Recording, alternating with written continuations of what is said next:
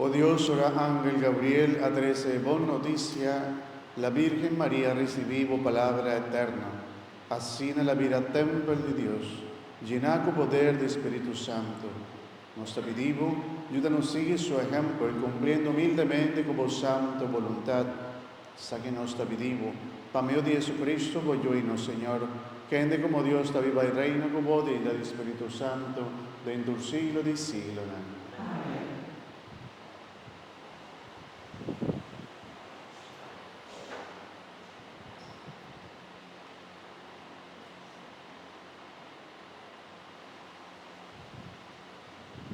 Questa suggeritura fu tutti di profeta Isaías.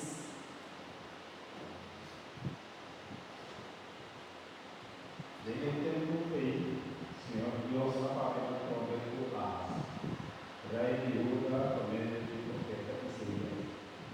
Él dice, y el Señor Dios para enseñar un señal, sea cuando la voz del profundo del muerto, sea de arriba por el alto cielo. Hasta con usted, absolutamente no. Lo único